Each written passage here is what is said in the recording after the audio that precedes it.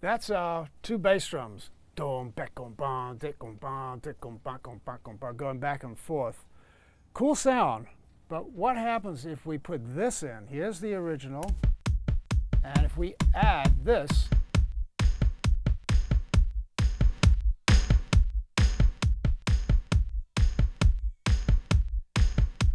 so what we've added is a 160X, DBX 160X, plus a 550B, which is this little puppy here. It's a 4-band EQ. We've really messed with the sound of it because we're trying to get mid-range punch through.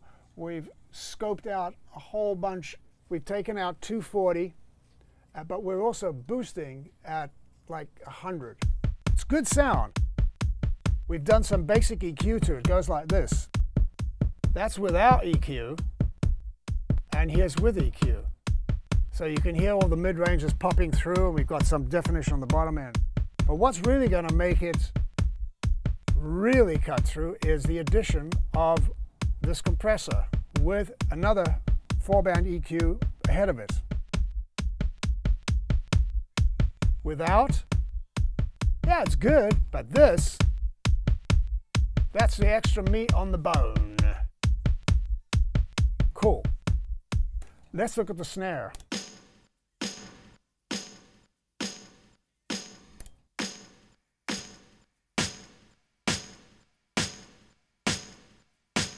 It's an okay sound, but what happens when we put a 165 DBX compressor with a 550B with a ream of EQ? Here it goes.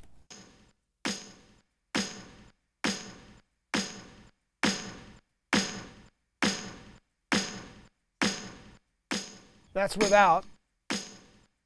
It's good, but this, a little bit more animalistic.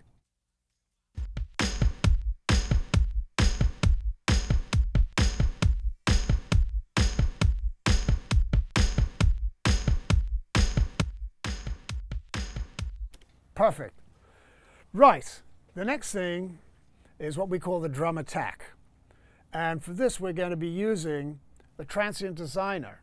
We put the Transient Designer with what we call a really heavy attack. And that's this little puppy over here. Quite a lot of attack. And we pull back on the sustain. And that sounds something like this. Here's the original.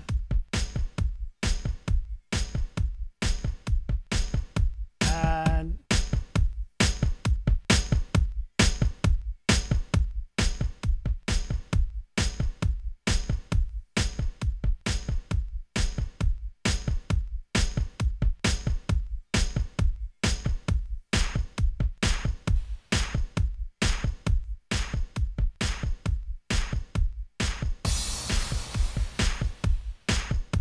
so once again, with it, it just adds another layer of push, another layer of attack. Next thing on the list is the drum crush, which are the distresses. Here we go.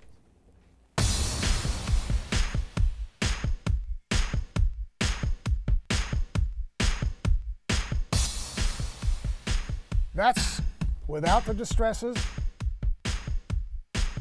and that's with the distresses. So the distresses in the Brit mode, we're hitting it pretty hard, but the Brit mode is the thing that gives it the crunch.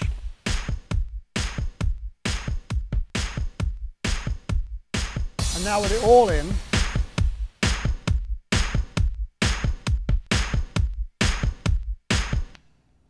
very cool.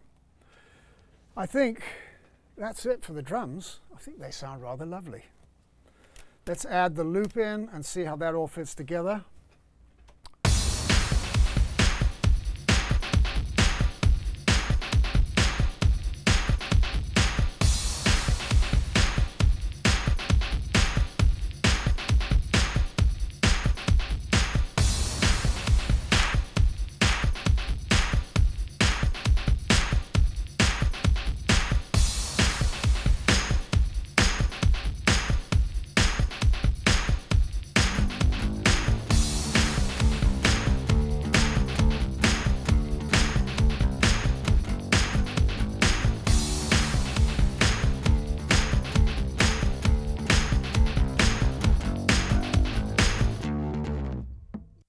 Yeah.